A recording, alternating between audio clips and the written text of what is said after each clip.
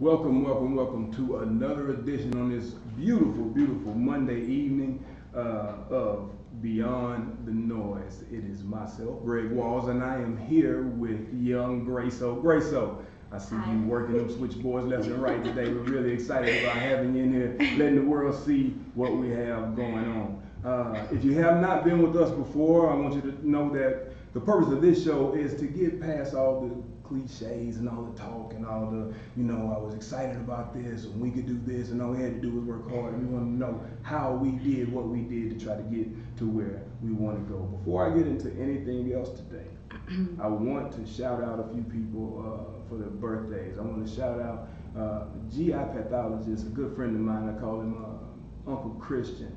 Happy birthday, Christian. His birthday was yesterday. Shout out to him. Lives over there in South Lake. He's a phenomenal individual. I call him Uncle Christian because he always has kind words and always has plenty of good advice to give people like me. Also, Rhonda Hanson, shout out, birthday today. I'm super excited. Rhonda has been knowing me for a lot of years. She's been a boot camper, a personal training client, a good friend, and everything else in between. Rhonda, happy birthday. And Katrina Moore, yeah, I wouldn't let you get away, young lady. It's your birthday. I may not talk to you for 364 days out of the year, but on this day, you get that call from me. And I know what you're going through. We're not going to let you go through it by yourself. So I know that it gets a little interesting sometimes, but you got real friends everywhere. So all the people that are listening, shout out to Katrina.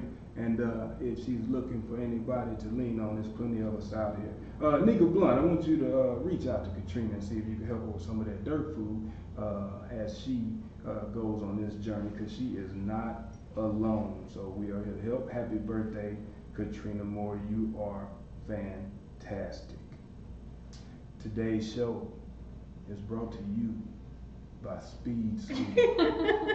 Speed School Level 1. It is a course that is powered by Performance Experience. It is written, and we also have it in English and in Spanish. Many of the exercises, many of the course areas, and many of the phases was written by none other than young Graco. Graco, talk to him about Speed School. What is it? It is a at-home program designed for athletes anywhere between 5th grade all the way through high school to work on fundamental mechanics for speed, as well as enhancing the speed that you already have by giving you drills that are doable at home with videos and explanations on how to do what to do, so that you can keep busy while you're stuck at home. Absolutely, and you can keep busy when you're not stuck at home, and you can get those extra 15 minutes a day outside of regular practice. A lot of stuff went into this. I'm really excited for you guys to see the work that Gracie did on this. We don't call her a mechanic for nothing. She gets the work done. She's worked with everybody from people getting ready for combines and quarterbacks getting ready for college to 6-year-olds getting ready to walk like they have both the right and the left foot, not two left feet. She is fantastic. Now, enough with me. Today, we have one of the best teachers, young teachers that I have ever seen. I've been in her classroom myself. She keeps people engaged. She is angry, she is feisty, and she is one of the best educators around. She graduated from Haltom High School, and she is actually a Spanish teacher at the school she graduated from. We're going to talk about that for quite some time today. She got her bachelor's of science in kinesiology at none other than North Texas, and said she wasn't going to go the exercise route, but she still wanted to continue to educate, and she has been an assistant cheer coach, she's been an assistant track and field coach, and she is one of the meanest teachers on the block, but her kids get it done. Today, ladies and gentlemen, I want to welcome Miss or Coach Eylen Jara. Thank you. Coach, how we doing today, young lady? How's everything going? I'm good. Okay, so I said it in the intro. We're going to go right into it. You are teaching at the school you graduated from. So the people who told you what to do are now, or your teachers are now your peers, or they're your colleagues. What kind of transition is that? Talk to me about how it felt and how that is now. Because you've been teaching for what now, 4 years? Yes, this is going to be my 4th year. Let's talk about that transition. So, I mean, I wasn't going to go into teaching at all. I never thought I was going to be a teacher, and especially not at Haltom High School. Really?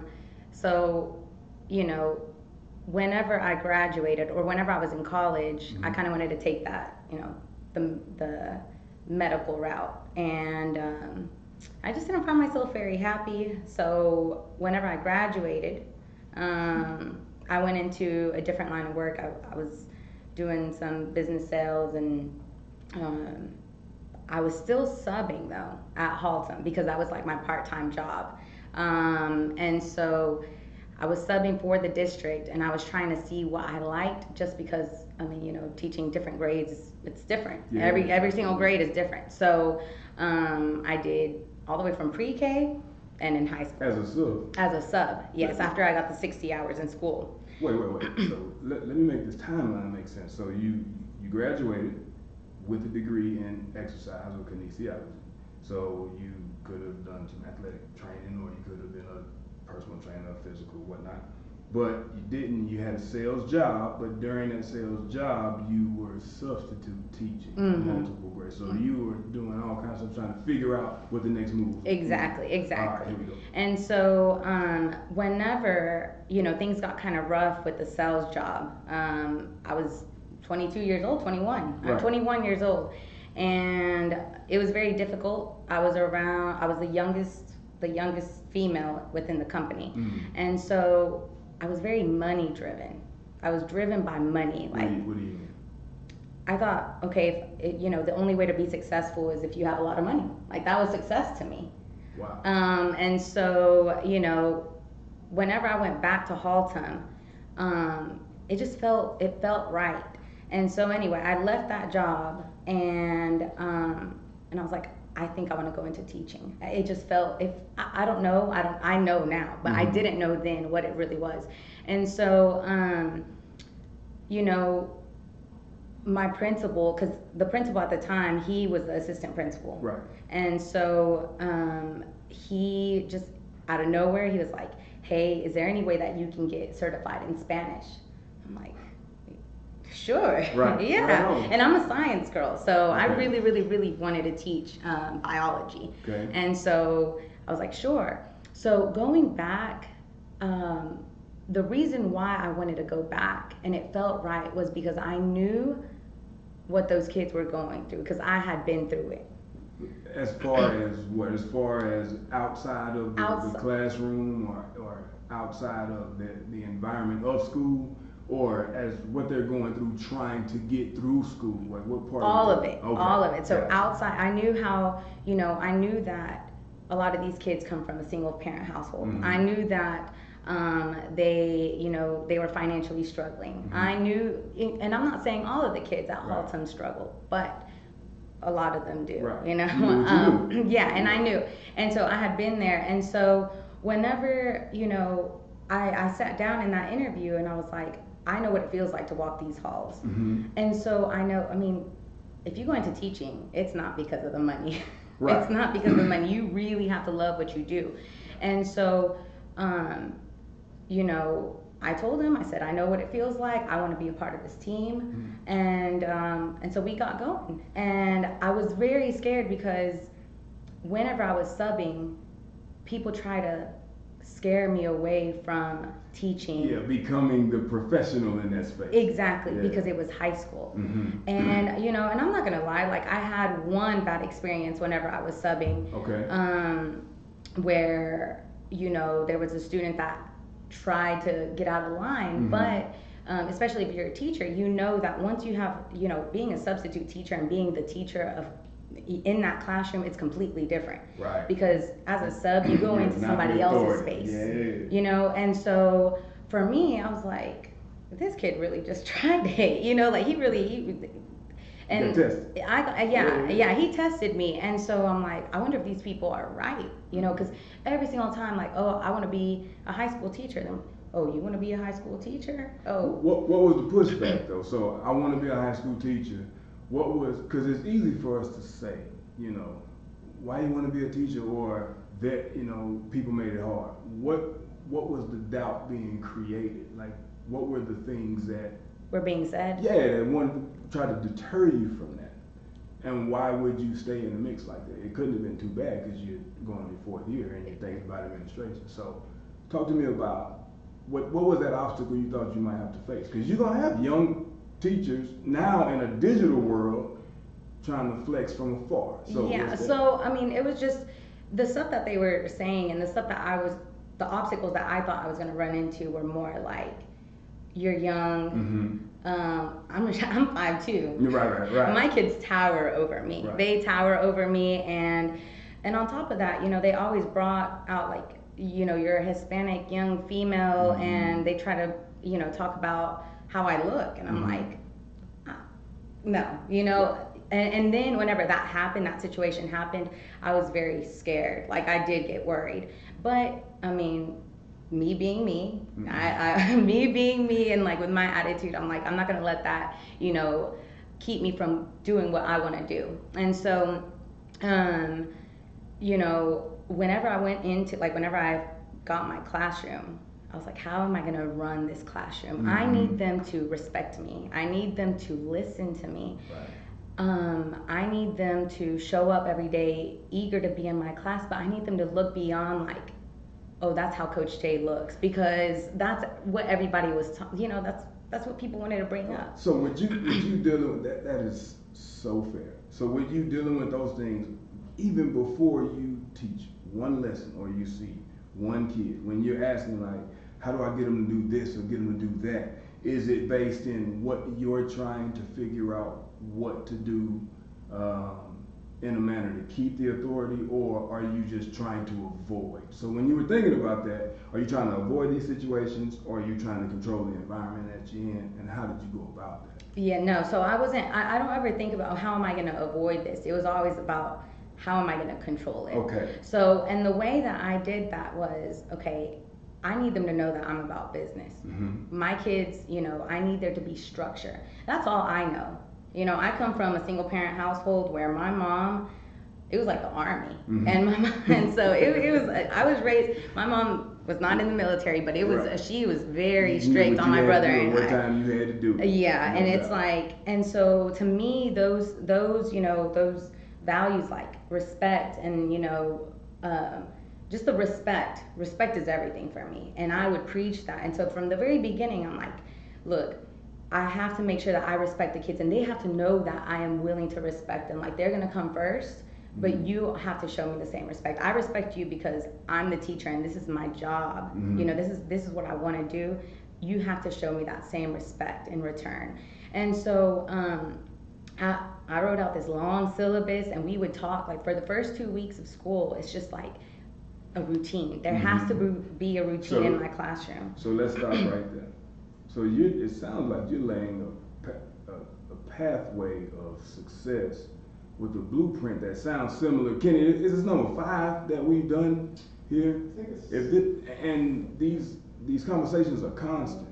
It's about, you know, trying to do things in a certain way. So your place for respect was them seeing how professional you are, the authority you carry through organization. Is that what that is? Yes, okay. Exactly. So give me an example of how they respected you as the instructor, not Coach Jara from Haltom trying to teach. When did that flip? That's the question. Let me give you an example, because I have a great example. Okay. Where I knew that what I was doing in my classroom was working. And it was my first year.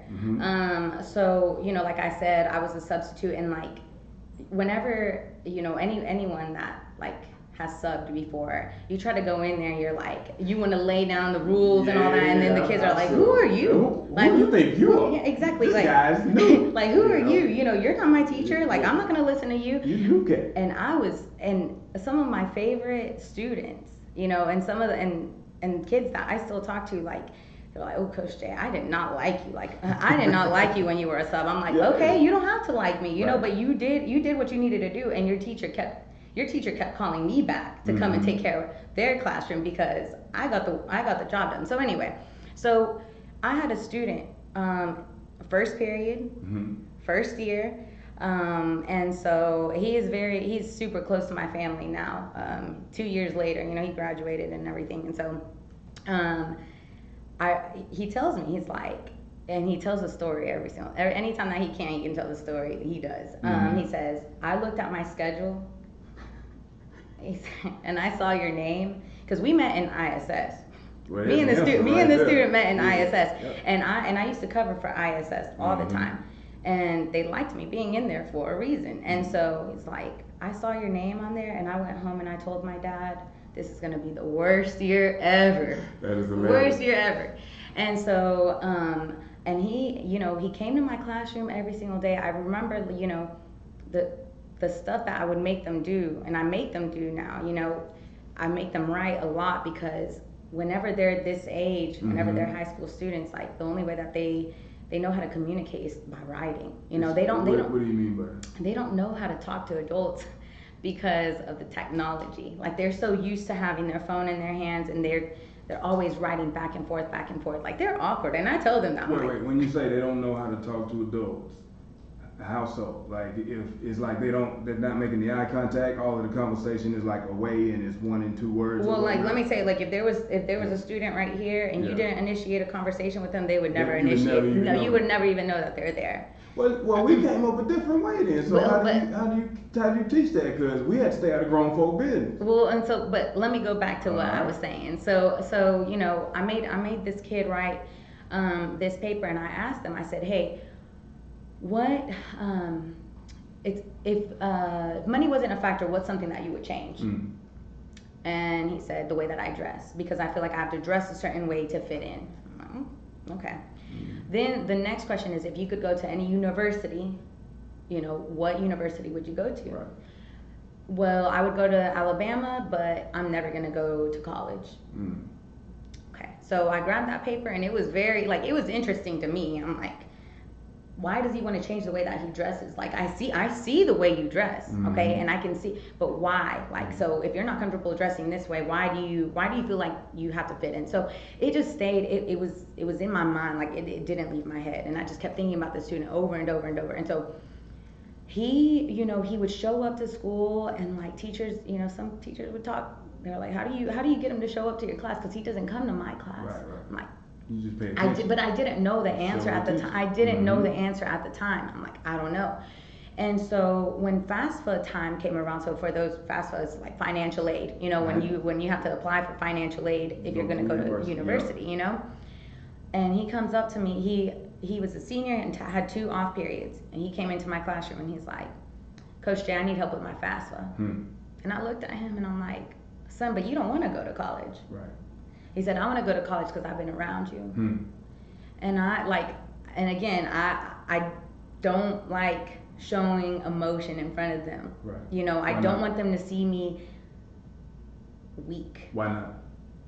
I can't do that. I can't do that in front of them. But you would call a happy moment with a kid who is moving in that direction because you just cracked the door for that direction. How is that weakness that y'all celebrate? Well, no, it wasn't a weakness thing. It's just more me, more of a me thing. It's my style, I always tell them, I'm like, thugs don't cry. Coach J's a thug and I don't cry. But anyway, so and after that, I was like, okay, here's the obstacle. Here's the obstacle that they've been warning me about. This kid needs my help. Right. And this help is going to be beyond the classroom. So how do you do that professionally? So with that, it's like, and this is where I feel so blessed to work with the people that taught me. Like one of my assistant principals, she's known me since I was in the 6th grade. Right.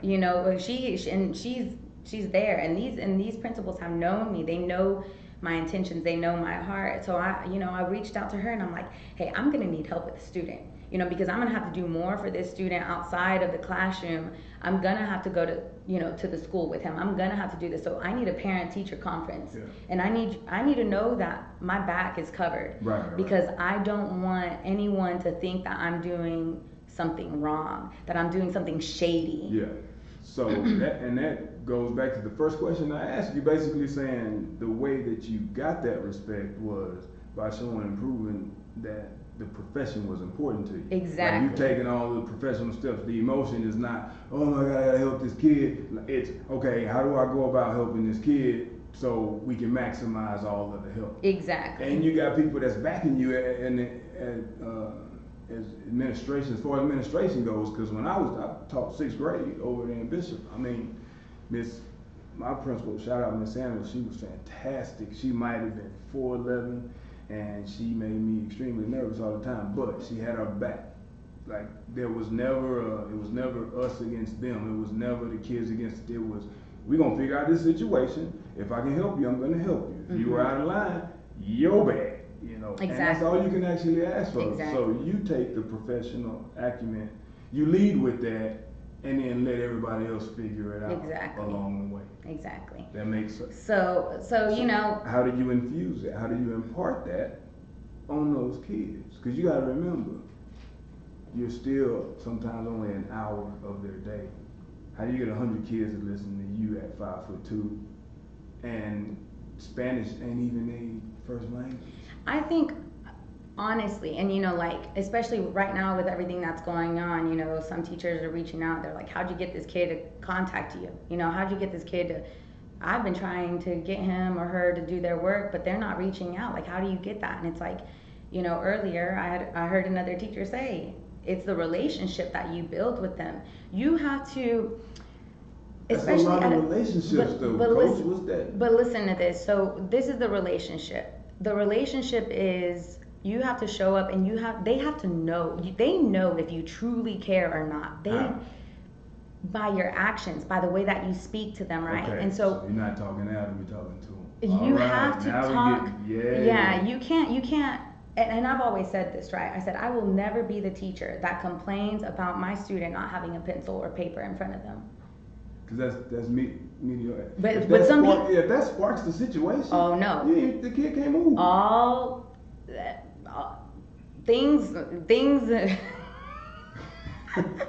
hilarious. That's crazy. I'm just gonna say, you know, a volcano erupts in some people's classrooms because of that. Because to them coming prepared is everything. Mm-hmm. And for me, I'm like, at 7:30 in the morning when I have to start teaching first period, how do I know that little Johnny didn't just, you know, he woke up with no lights on, or his mother just didn't overdose the night before, or he didn't have to, you know, he probably had to get his little sister dressed, take her to school. He's late. Now somebody's yelling at him in the morning because he's late. Yeah, and that's a bunch of households. A lot of times, money may not have anything to do with that. It's just that's the environment that they're coming up in, and we're brand new to their old environment. Exactly. So I'm like, I'm not gonna yell at you because of a pencil. I'm not gonna yell at you. You know, I'm gonna tell you, hey, little Johnny, I'm gonna give you a pencil, son.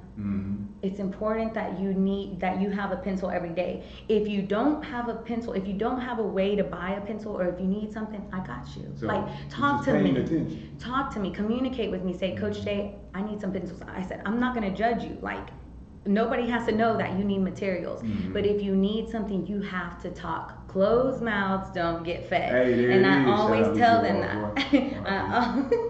I always tell them that. I said, you have to talk to me. And at the beginning, you know, I say, you don't know me and I don't know you, but I promise you, you will love me like you've been knowing me your whole life. So you honor the title. Everything I'm listening to you say has nothing to do with you. Like, you do it, and I'll say this on a few other shows, like you do it for you. It's not about you. Like, you talk to your administrator for you, stay out of trouble and make sure you're doing the right things. But it's about the kid. Always about the kid. It's always about what the honor is in the profession. So I see how you made that transition. I see how that transition now makes sense. So you being a coach, because you work with some track athletes, and then you cheer as a cheer coach, because now we're talking about an athletic realm. What's the difference in your style of communication inside the classroom versus outside the classroom?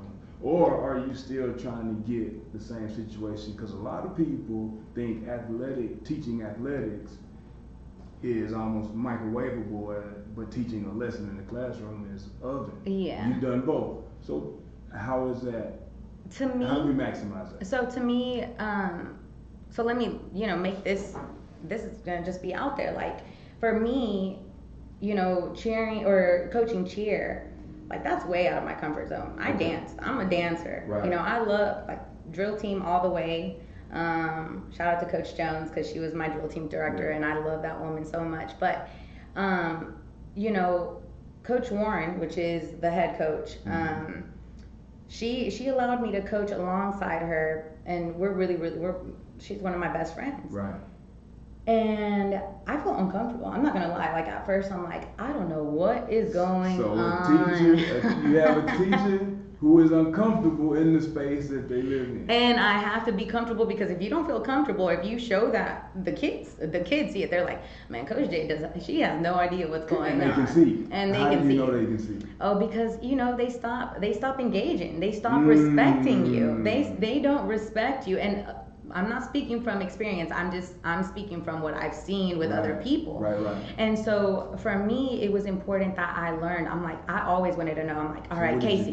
I'm like, Casey, what is this? What's going on with this? Right. What does that mean? So you ask questions. I asked a lot of questions. And at first I thought they were stupid questions. And even when we would go to camp, because I just felt dumb. Like, I'm like, all these uncomfortable, like we're learning. I'm say it all the time. I'm supposed to lead these girls. These girls are depending on me. I'm supposed to lead them, but I don't know what this stunt is called, at the very beginning. And so when we go to camp, I still ask questions. I'm like, okay, how do we make this grip right? Or what do we need to do? What does this mean? I don't stop asking questions, because I need to know. You know what I learned? I learned that a lot of times it's a few reasons why kids don't ask questions. Either they're suppressed, and it's like, people trying to hurry up and get out of there, and they feel like they're asking the question and people don't want that time taken. They feel like they're the only ones that don't know. Or, and this is the one that we discount, they don't really know what question to ask or what's the next question, or they're not really understanding what you're saying at the beginning. So you sitting there uncomfortable as the coach, not being able to show that. What did you do in order to ease that feeling? Like, did you try to learn it in pieces? Did you try to watch and learn in secret? Or did you just ask, like, what did you do to become more comfortable in learning? For me, it's very important. Whenever I feel uncomfortable, it's important to let everybody else know that I'm feeling uncomfortable. Say that again. For me, so when I'm feeling uncomfortable, I have to let everybody know I'm feeling uncomfortable.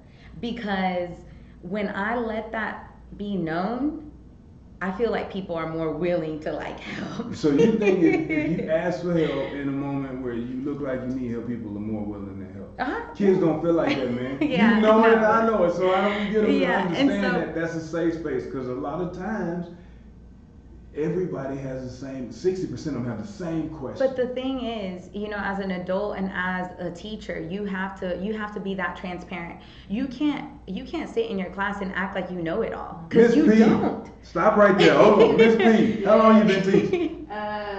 13 years. Okay.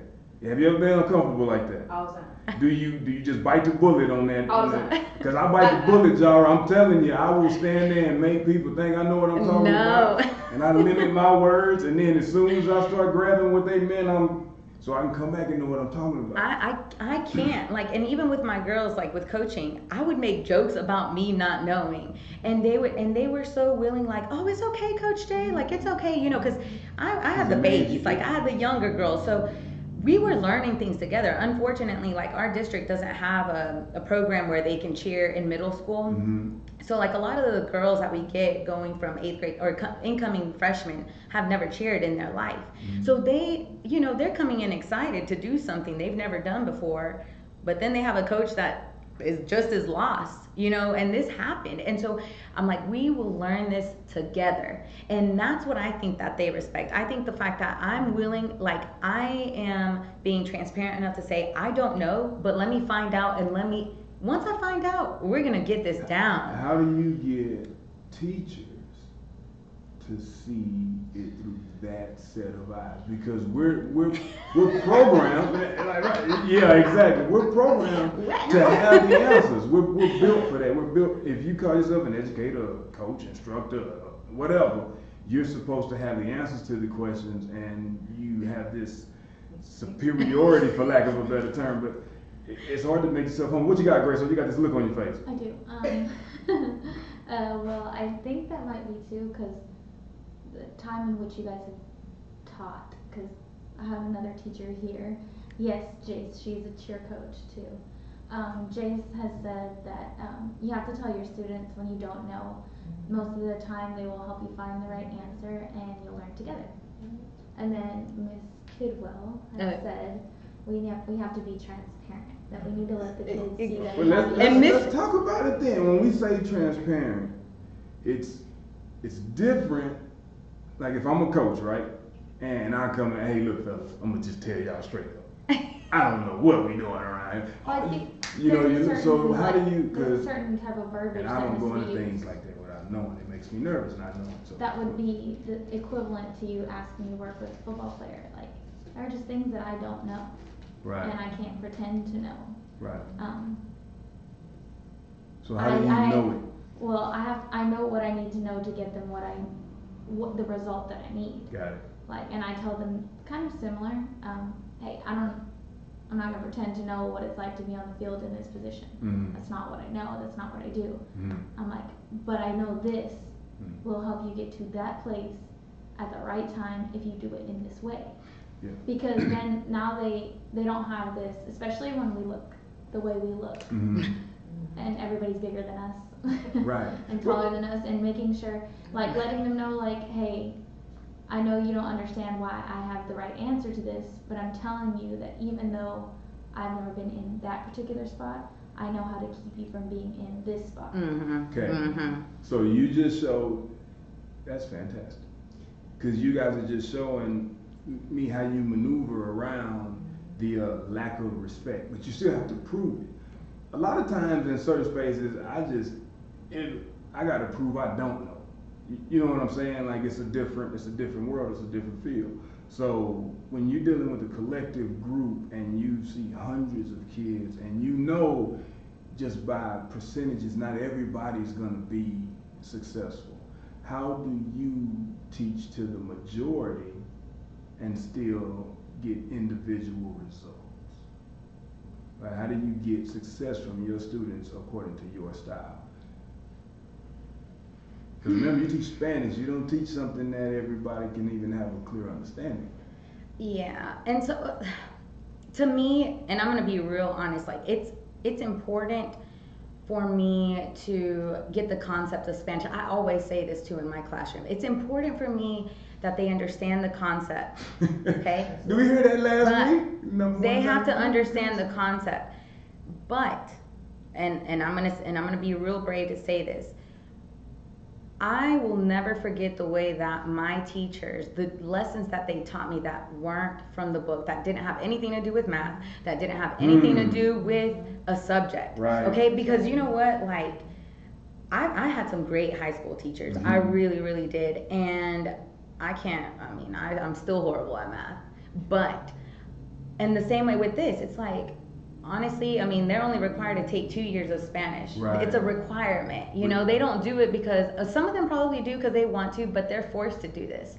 And so, how do I use those 47 minutes? And teach a lesson. And teach a lesson. But, and it's not only about Spanish, though. And I tell them, it's a life lesson, exactly. And so, that's how, because you know what? They might not understand anything that's going on in my classroom.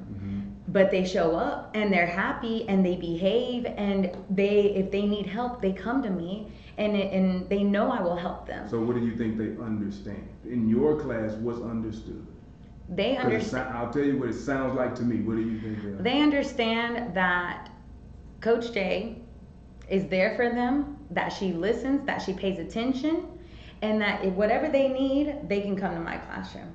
So it sounds like the key to that success in today's world is just pay attention and be respectful. Don't talk at them. Because we can't teach and learn the same way it was before. Like a lot of times we did what we were told until people start asking questions. Like, yo, man, it's hot out here in the water, 35 minutes. Why are we doing this? And then you get shot down and then people stop asking questions. But now we live in a time where if you don't ask questions, you are literally lost because information is everywhere. Yeah. So how are you teaching in this environment where all the information is everywhere, right, wrong, and indifferent? How do they stay valid that what you're saying is actually correct and you can keep that attention virtually? And I'm asking for my own sake because I want to do some Zoom stuff. So how does that work? So you're asking about what's happening right now? Yes, right now. Mm-hmm. Right now is a difficult time, and it's a very difficult time for all of us, especially, I mean, the students and the educators. It's just for everyone in the district and everywhere. Right. I think it's different, and I feel kind of lost. I'm not gonna lie. What's the anxiety? Is it that not understanding how to get the lesson across, or is it just the platform that you're using? Because I do one-on-one stuff. It's super uncomfortable for me. It's the platform, and it's also the lack of resources. It's everything. I mean, because you can't, my students. Now I'm being told to, we're having to teach, and we're having to like talk to parents, and we're having to do all of this stuff, which is fine. It's okay. But you're missing the best part. The best part for me is going into being inside the classroom with my students. That's the way that I know, like, I can look at their faces and I'm like, do you understand? Do you understand? Ask them, Grace.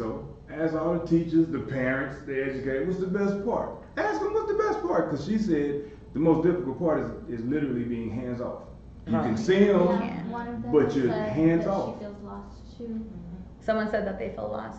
And I know my students too. My students, like, because none of us could have prepared for this. Right. We don't know. So it's like a lot of parents are upset because parents have lost their jobs. Now you have parents trying to teach their kids at home. Yeah. Now you only have one Chromebook, one laptop, one iPad at home. But little Johnny has a little sister. And little Johnny has to teach little sister, but now little sister's taking up the iPad time, and little Johnny, and it's all over the place. So let me ask you this, because that leads me into this. Right now, what would you say if this is unprecedented? If none of us has ever seen this, I know my dad and my generation and everything behind, that we've never seen that. Are we now able in the present time to begin to write the history? Could not you teachers get together and just a thought and start vetting out, because now you're learning how to ask questions and be uncomfortable. Man, if we switch this, and this, and create a platform that benefits all parties, because I don't care what anybody says, learning is beneficial to all parties. But now you're breaking ground. So all my teachers out there and all people who want to do stuff, I don't like this computer stuff much either.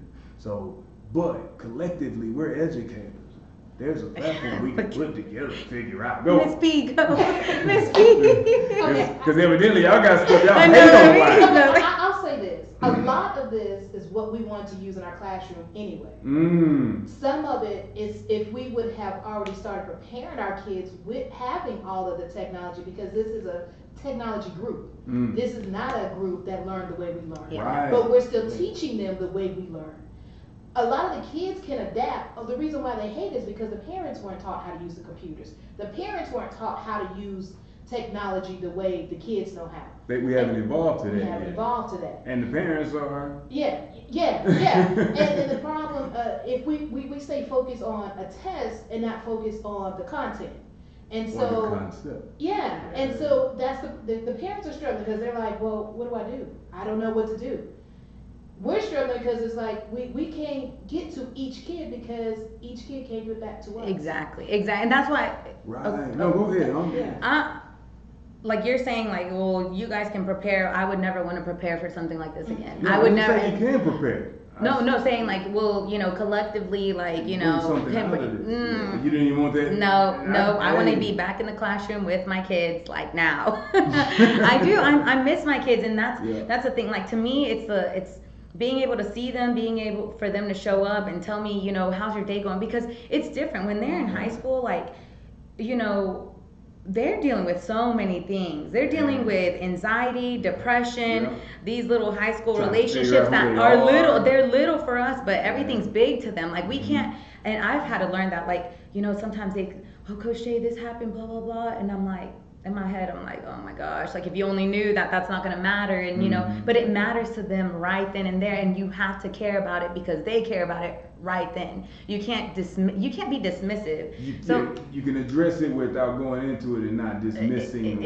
Exactly. So that's what I miss. I miss seeing my kids. I miss them talking to me. And so this online thing is for the birds. But it's for the birds. Can I say hi to your kids really quick? Yeah. Hi. Are they on there? No. Kenzie said, we love Coach. Oh. Mac Blevins. Oh, I love them. Maddie Maza. And then there's another one with the. So she got a crowd over there. Aw, my babies. My babies. Yeah. So and it's just it's a hot mess with all of this going on, but. What were we talking about? That's what we were talking about. That's what we were talking about. But so, Grace, so you got a course, right?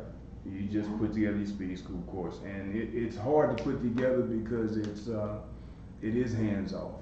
But what elements does it have that basically is a touch of you? Because as an educator, you're just trying to find a way for them to receive the message. So what is it that you put on paper that they can carry away and know that that's yours? Well, I think they can take away like all the cues, all the words that I use. All the words that I use are the same. They're the same in the video. They're the same in the written content. They're the same when they hear me talk about it. Like the way I talk about it is the way I talk about it. Now, finding other ways to get the same message across to different kids, because talking about right angles might not resonate with Eylen, but it might resonate with Miss P.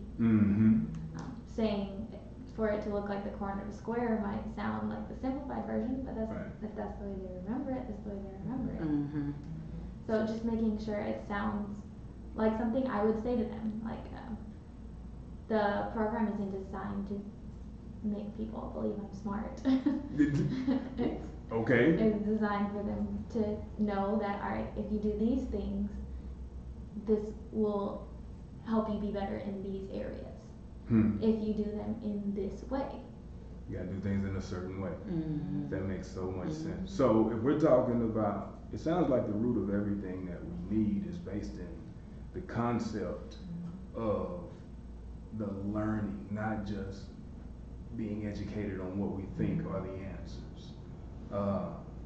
Because I can remember the Spanish alphabet, but that don't mean I know Spanish. It's just I understand how to remember stuff. So you, as an educator, especially in today's time, how do you stay ahead and accurate and still get a language across to students? Because now spelling stuff don't really matter. People don't really know how to write a business letter, but we still have to know how to communicate. So how do you take that and project that out to your student base? Well, you know, whenever you're when you are a teacher and you have 28 kids in a classroom, like you have to know who those students are and how you're going to deliver certain, how you're going to deliver your instruction to each and one of them, because they're all different. They all learn in different ways. So, I take my time. I don't rush any of them because we're not on a time crunch. I'm not a tested subject. So if we have to take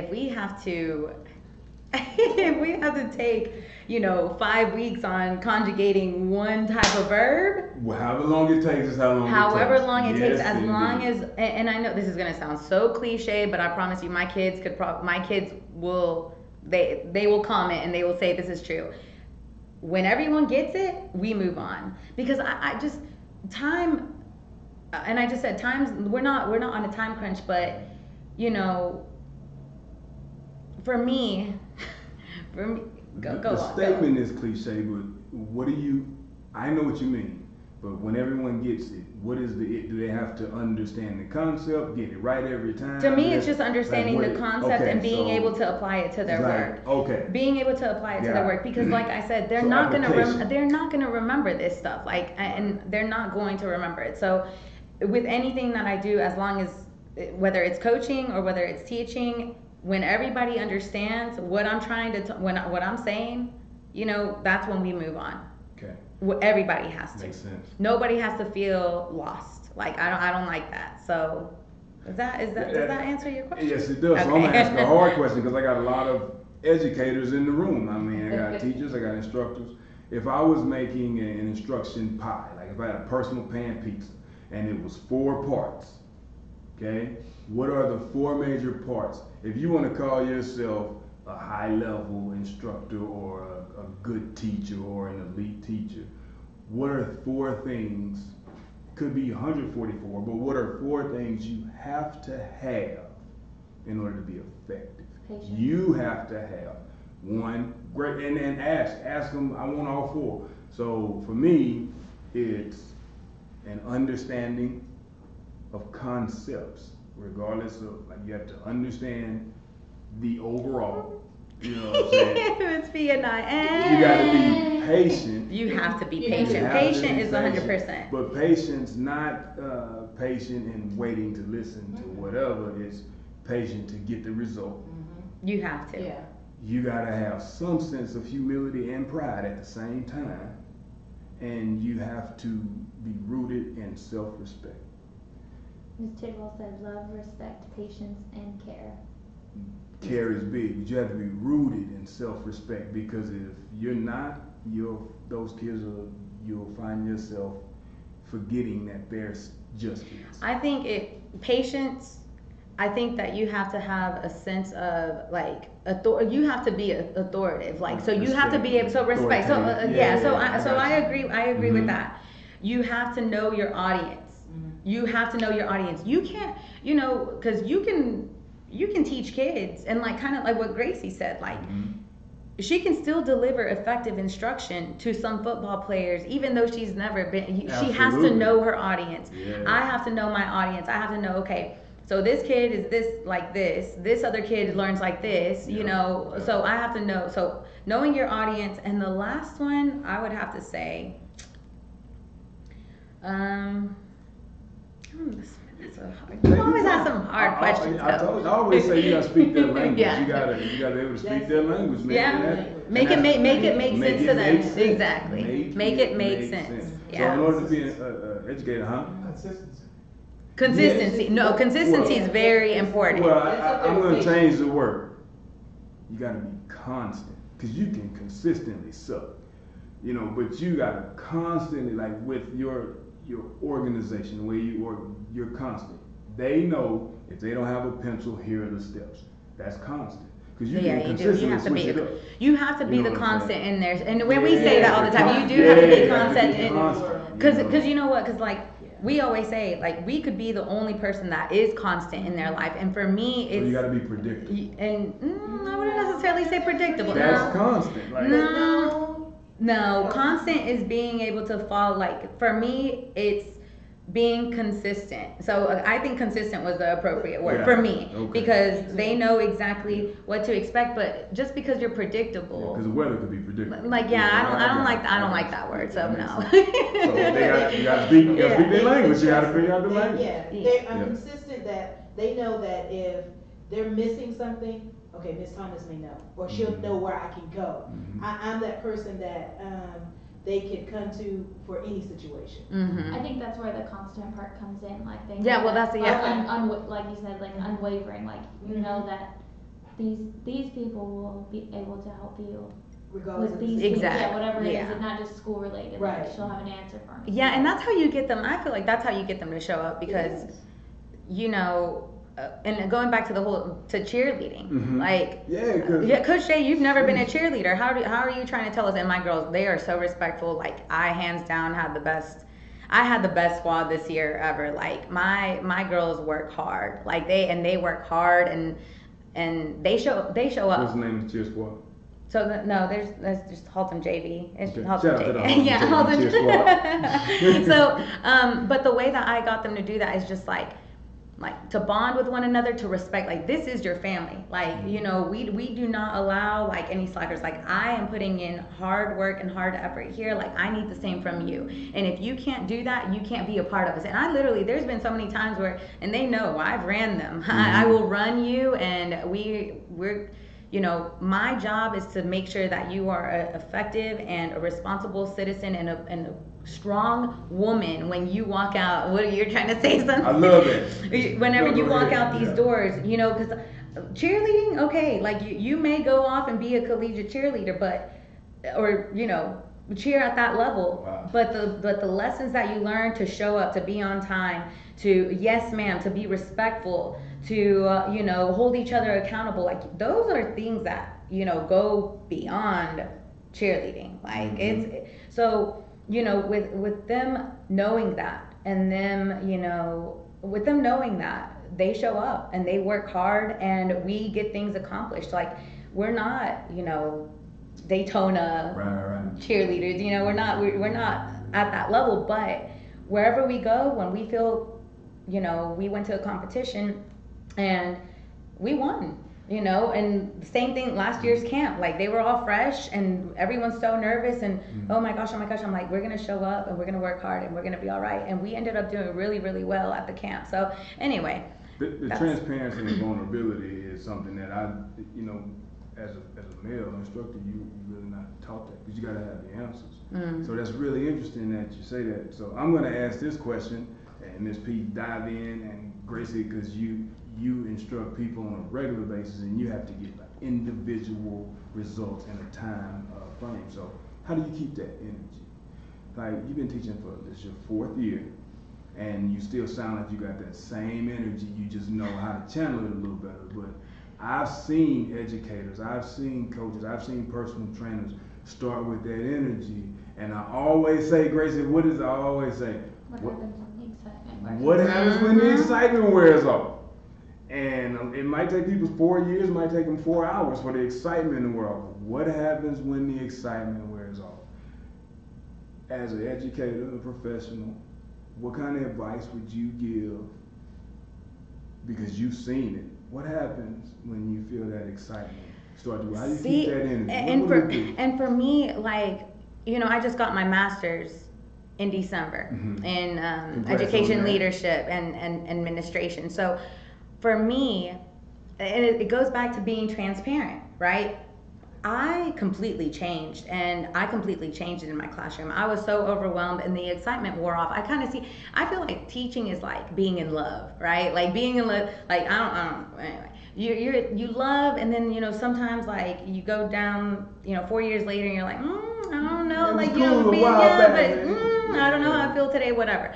So I feel like that sometimes. Like I feel tired, and my students can tell because I do have all of this energy, and I'm like, buenos dias, buenas tardes, you know, when that is hilarious. That is, you know, and I'm like, but yeah, like I'm always OTT. Yeah. I am very OTT, yeah. over the top. And so when they see that and they've seen it, and I'm just like, guys, I tell them everything. I'm like, look, I'm doing this, and this, and this.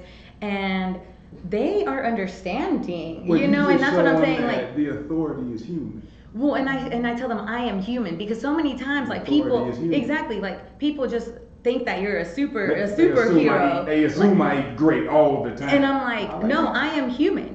So what happens when the excitement wears off? Because I'm dealing with XYZ outside of this classroom. Like my students are my world, but I have a life outside of my classroom. And so you have to let them know, guys, this is very normal. Like, I'm just not in the mood today. And I tell them that. I'm like, I'm not. Today probably is a better day. And and you know what? And my kids, like, they respect it. They're like, hey, be quiet. You heard that she's not in the mood today. Be quiet. So and they will start, you know, I treat them like people. I treat them like they're like siblings. I mean, I have a 15-year-old brother, and I have a 19-year-old brother, and I have a 25-year-old brother. And so, you know, the 15-year-old, like I'm like, I can relate, like I know. And so I just treat them like people. I'm not like I'm better than, we're equal, but we're not equal. You're the authority. Exactly. Like I'm not better than you. You will respect me, but I'm still human. You know, like I'm still human. So every day I would be lying to you if I said, oh, I go into my classroom with all of this excitement and I'm so happy to be here. No, I'm not so happy to be here every day. Yeah. I'm not. Yeah. But I will still respect you. I will still do what I need to do. And I will let you know, like, hey guys, I'm not having a good day, because guess what? I expect that from you too. Little Johnny comes into my classroom and says, Coach Jay, you know what? I didn't get that much sleep last night. Is it okay if I put my head down in the back? All right, homeboy, you go on and put your head. I respect that. I respect that. You need to take a nap. You need to put your head down. You need something from me. Like, I have to show them that it's okay to be like that. It's okay. So. Would you call yourself successful at this point? Would you say this journey has been pretty successful? Yes. Now, I'm asking that, and then we're gonna talk about the rough patches. So, would you call this up to this point a pretty successful journey? Yeah, with teaching, 100%. Yeah, And it's been You successful. weren't even gonna be a teacher. No. Because of the title, but you knew that you could give people something. Yeah, I needed to feel like I was doing something for somebody else, because I just. How hard has it been doing something for somebody else? Like, what are the obstacles you run into? Because you are human, and your profession is based in service, and you have to know in order to give. Yeah, that's hard.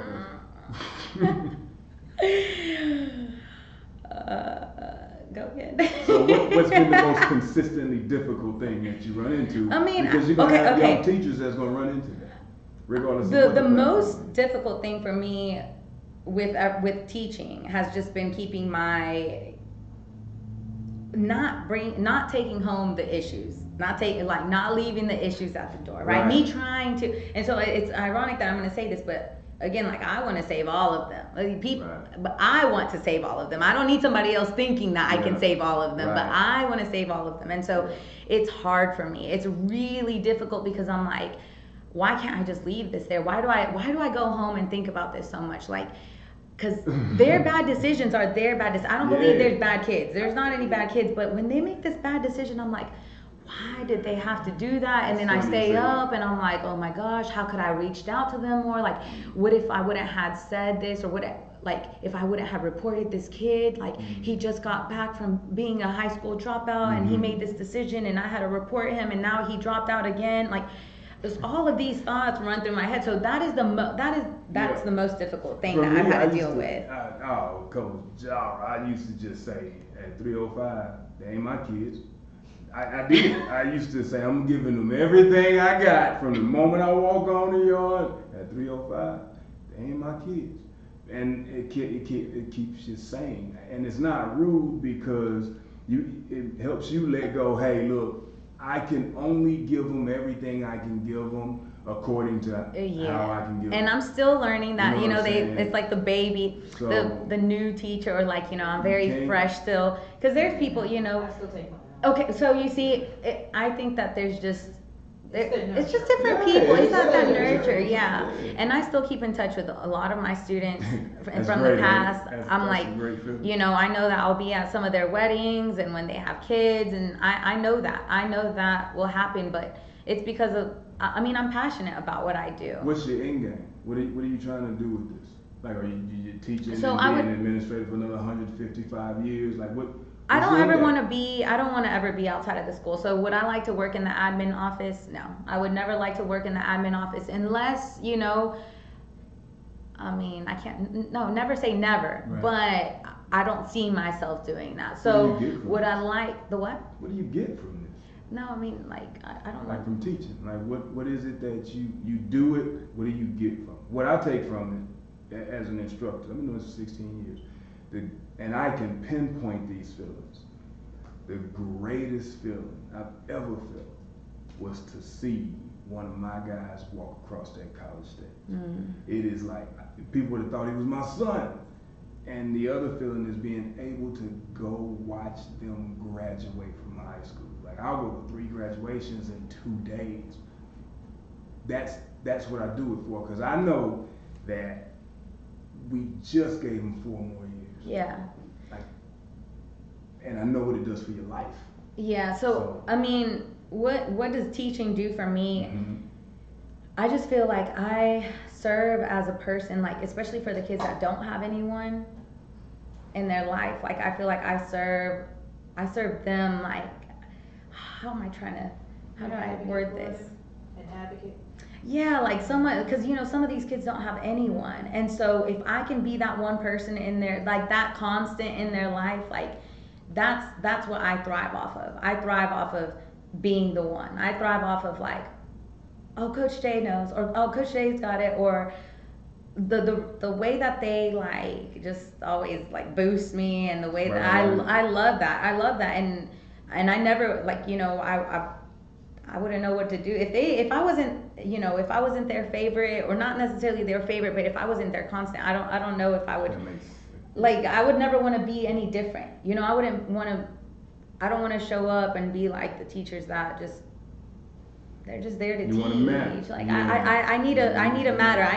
I need them to be like, man, Coach Jay, like, she has our back. Like, she really does care. So the end game, because that's what we were talking about, would be able to work. And again, I love the administration that I work with, but I would love to be able to have my own like team, my own team that could see what I see, that could understand them, that could relate to the students. I don't need someone that's leading a school to be like, you retarded, excuse me, just yelling at them for everything. I need them to understand, like, hey, these kids, like, they're gonna respond to us better if we're there for them, if they know that we care, we truly care about them and their problems.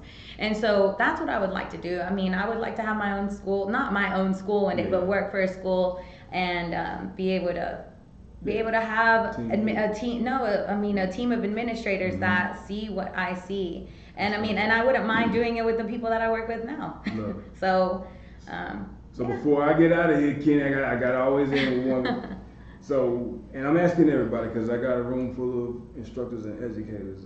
Miss P, yes, what is the one thing that we should or can give these kids? And we, as authority figures, parents, teachers, coaches, judges, authority figures, what can we give them that will give them a chance? I have my own answer. I have my own answer too. And then what everybody else thinks. Well, what can we give them that'll give them a chance? Miss P's like, I wasn't in here to think. One thing that you said, being that consistent, and I think a lot of times, a lot of them don't have that when they leave school, and they go home to things that volatile. Yeah. Yeah. What can we give them? What can you give? So she's saying to give them a constant. Yeah, so be that. So be the constant. Gracie, what can you give them? No. I'm asking them first. Go Okay. She's gonna go last. So You go first. Oh. Okay, so me is. And if you say what give them a voice. Oh my gosh! I was like, if you say what I want to say. I've learned. That is my answer. I've learned that they just want to be heard. That's literally what I was gonna You say. can combat what you hear, but once you shut down a voice, you shut down the spirit. Oh my gosh! There's been so many times where in English, like my students, especially at the higher level, like 3 and 4, they have to write about certain things. And I had a student come to me and she's like, Coach Jay, can you read my work? And I'm like, yeah. And I started reading it and I was like, oh, I don't know if I should be worried or what. She's like, but please, like, she's like, don't judge it, like it's just poetry, blah, blah, blah. I could tell like she was trying to tell me something, but not really. And I'm like, I always tell them, I'm like, don't ever tell me anything that you don't want me to report. Please don't ever tell me anything like that. So anyway, I could tell, she was like, well, I could never show this to my mom because she would just think X, Y, Z of me. And I'm like, you know what? Like, I would love for my kids to tell me what you're struggling with. Like, give them a voice. Don't shoot them down. These kids, especially nowadays, like, they want to express who they are through so many different things. Like, and let them do that as long as they're being safe, and they have to know the consequences. So tell them these are the consequences, lay it out there for them, and then yeah. And I know Coach Jara is not gassing people up or fabricating, because I had some essays that we had kids write that I asked her to help me read, and she likes reading other people's work. And we're like, oh my God, these kids, how are you gonna make a choice between them? They're all so great. Yeah. But to read those kids' work, you're dealing with all of those kids, because I used to read my kids' papers because I like writing papers. And I want to see how good they were. It's hard, and it's interesting to see the things they'll express that they won't tell and that's anybody, what I said. so. And that's exactly what I said at the beginning. I said I make my kids write, even in my Spanish class. I'm not in Spanish, but I tell them at the new year, I'm like, you know, tell me what you struggled with. Tell me what we can help. Like, teach the lessons tell me, in the you know, story. and that whole, Yeah. you know, they write me. It has to be one paper, and the things that I learn, and I'm like, man, no wonder so and so is like this. You know, people need to give them a voice, because you do not know what someone is struggling with. You don't know. People walk around, you know, and it's all bottled up inside. And our kids need adults and you can't to force listen. Them. You just gotta let them let it out. 'Cause Exactly. If we interrogate But people, and they don't let shut it out if down. they don't trust you. No, and why would they? Because all we do is talk at them. Exactly. So they have to trust you, Yeah. because when they trust you, they start talking, and when they start talking, you can start helping. So until then, Better shut up and that's listen. it. What you got, Grace O? Angie Tidwell said undivided attention when they Voice. want, Yeah. and just a sounding board. Yep, Voice, exactly. yeah. And Miss Tidwell, she has known me since I was in the 6th grade as well. And, you know, I just zoomed with her the other day. Like, that woman is she is still in my corner. She will be at my wedding, and she will be everywhere else. So she knows. That's so fantastic. Yes. What you got, Kenny? What you got, brother? I mean, it's two, but I'm saying discipline and structure. So Yes, structure. The structure is important. Structure is important. That is important, because some of them don't have it.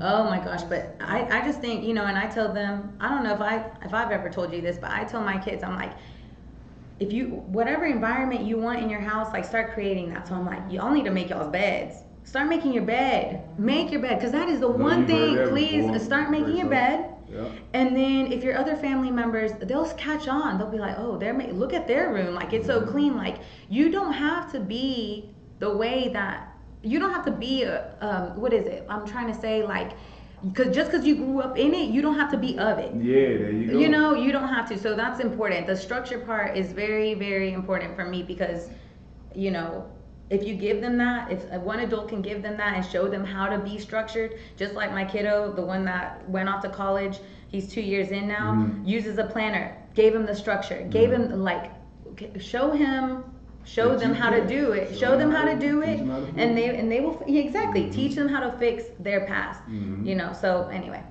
I love it. We can go on and on, Yeah, but I think we they're can. gonna cut Yeah, it I off know. for today. Hey, Jara, has been fantastic, because I think you dropped some gems on a lot of people who we say we want to help. We love to help. We love to help. But if you ain't helping people in the way they need to be helped, you might be harming. You might be a burden.